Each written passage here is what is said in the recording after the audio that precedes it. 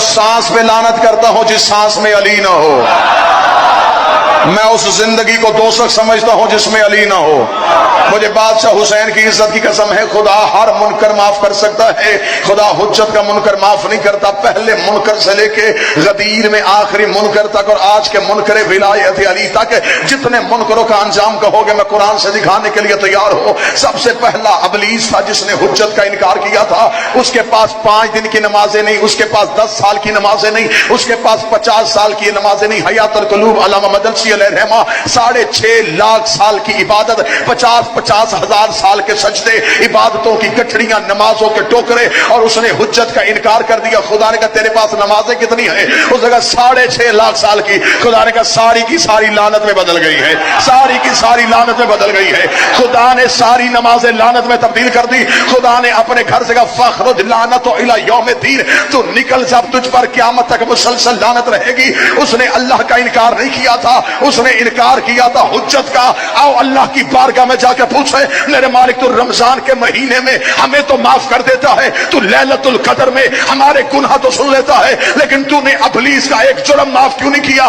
خدا نے کہا اس لیے معاف نہیں کیا کہ حجت بھی پہلی تھی، منکر بھی پہلا تھا۔ حجت بھی پہلی تھی، منکر بھی پہلا تھا۔ اگر اسے معاف کر دیتا، کل کو بڑے بڑے منکر نمازوں کے ٹوکرے اٹھا کے میرے دروازے پہ آ جاتے کہ اسے بھی معاف کیا تھا، ہمیں بھی معاف کر دے۔ میں اسے لعنتی بنا کے بتا رہا ہوں، جب میں شفیع اللہ کا منکر برداشت نہیں کرتا تو علی ولی اللہ۔ بادشاہ حسین نے کہا عباس کعبے کی چھت پہ آ، کعبے کی چھت پہ آ کے عباس خطبہ دے۔ سخی عباس سے پہلے بھی 2 ہستیاں کعبے کی چھت پہ آئی تھیں، یہ خود حضرت بلال آئے تھے، اور آج تک مولوی نے جھوٹ بولا ہے بلال توتلا تھا، بلال کے لہجے میں لکنت تھی، اس لیے صحابی اعتراض کرتے تھے۔ عقل تسلیم کرتی ہے جس کی دہلیز کی خاک چاٹنے سے گونگے کو شفا مل جائے۔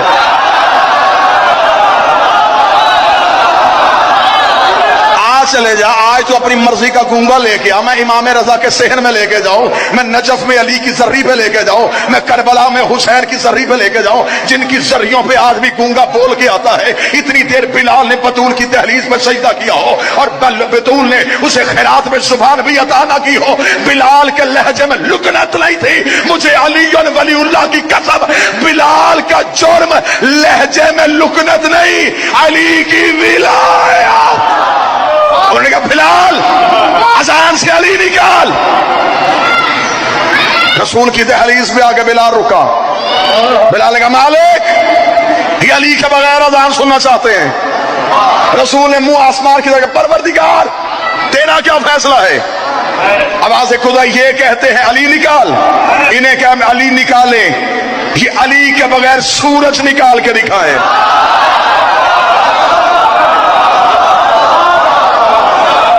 سورج تو طلوع ہی علی کی وجہ سے ہوتا ہے۔ بلال کے لہجے میں لکنت بلال کا جرم نہیں، بلال کی اذان میں علی ولی اللہ تھا۔ بلال ولایت علی چھوڑنے کے لیے تیار نہیں تھا، بلال نے سینے پہ پتھر رکھوائے علی کی وجہ سے۔ اس نے کہا میں علی نہیں چھوڑوں گا، مجھے علی نے تو بتایا ہے کہ محمد رسول ہے، مجھے محمد نے تو بتایا ہے کہ اللہ وحدہ لا شریک ہے۔ اور پھر یہ تو سنی کتابوں میں لکھا ہے کہ جب حضرت بلال کو فتح مکہ کے وقت رسول نے خانہ کعبہ کی چھت پہ بھیجا تھا کہ جا بلال جا کے کعبے کی چھت پہ اذان دے۔ بلال کعبے کی چھت پہ آیا اور کعبہ علی کا گھر ہے، علی کے گھر کی چھت پہ آ ہی علی کا مؤذن سکتا تھا۔ بلال کعبے کی چھت پہ آیا، بلال نے کعبے کی چھت پہ آ کے دائیں بائیں اوپر نیچے ڈھونڈنا شروع کیا۔ رسول کی آواز ہے بلال کسے ڈھونڈ رہا ہے؟ بلال دیکھ رہا یا رسول اللہ زمین پہ اذان دیتا تھا، چہرہ کعبے کی طرف کرتا تھا، بھیج تو نے کعبے کی چھت پہ دیا ہے، اب مجھے بتا مجھے چہرہ کدھر کرنا ہے، مجھے رخ کدھر کرنا ہے؟ میں 2 علموں کے درمیان کھڑا ہوں، میں گردن کٹوا کے مندرہ والا چوک میں پھینک کے چلا جاؤں اگر جملے کتابوں میں نہ لکھے ہوں۔ رسول کی آواز ہے بلال پریشان کیوں ہوتا ہے؟ مجمع میں ڈھونڈ علی کہاں ہے، مجمع میں تلاش کر علی کہاں ہے، جدھر علی ہے ادھر اپنا چہرہ کر لے۔ صحابہ نے آ کے کہا یا رسول اللہ چہرہ علی کی طرف کیوں کروایا؟ رسول کی آواز ہے یا علی انت مثل الکعبہ، اے علی تو میری امت میں کعبے کی مثال ہے۔ کتنا بدبخت ہے وہ نمازی جس کی نماز ہے کعبہ ہے۔ حسین دور مسند میں بیٹھے تھے، حاجی طواف میں تھے، عباس کعبہ کی چھت پہ تھے۔ اگر یہ ماتمی یہ جوان مجھے اجازت دے تو میں منظر تبدیل کرتا ہوں۔ حاجی کعبے کو دیکھ رہے تھے، کعبہ غازی کو دیکھ رہا تھا، غازی حسین کو دیکھ رہا ہے۔ جس کی جدھر عبادت ہو رہی تھی وہ ادھر عبادت کر رہا۔ حضرت عباس نے یوں حاجیوں کا ہجوم دیکھا۔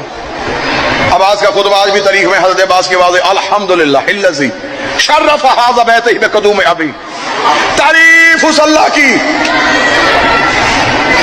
کیا کہنے، تعریف اس اللہ کی جس نے اس گھر کو اس کے بابے کے قدموں کی وجہ سے عزت دی۔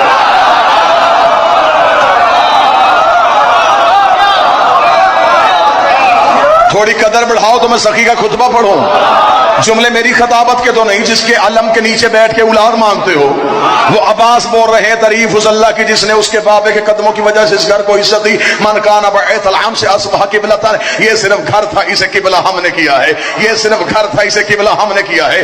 جملے حضرت عباس کے نہ ہو پوری زندگی یہ نوکر منبر پہ آنا چھوڑ دے۔ حضرت عباس نے یوں ہزاروں حاجیوں کے ہجوم کو دیکھا، عباس نے مسکرا کہ ایھا الکافرۃ والفاجرہ، او کافر ہو، او فاجر ہو، او کافر ہو، اوے فاجر ہو، اوے کافر ہو، اوے فاجر ہو۔ مجمع چپ ہو گیا، جملے میرے نہیں، سخی عباس ان سے کہہ رہا ہو کافر ہو، او فاجر ہو۔ مولا کن سے کہہ رہا ہے؟ مولا یہ تو حاجی ہیں، مولا یہ تو نمازی ہیں، مولا یہ تو گھر سے غسل کر کے آئے ہیں۔ عباس کہا میں نے کعبے کی چھت پہ کھڑے ہو کے انہیں کافر کہہ کے بتا دیا ہے، جن کے دین سے حسین نکل جائے وہ کعبے میں بھی کافر ہو کے کھڑا ہوتا ہے، وہ اللہ کے گھر میں بھی کافر ہو کے آتا ہے۔ جملہ کہنے کے بعد عباس کہا تم کیا سمجھتے ہو؟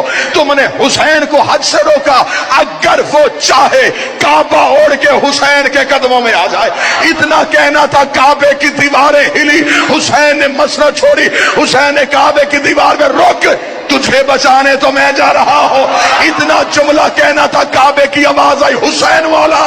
عباس سے کہ خطبہ روک، اگر یہ بولتا رہا باپ نے ایک دیوار پھاڑی تھی، یہ چاروں دیواریں پھاڑ۔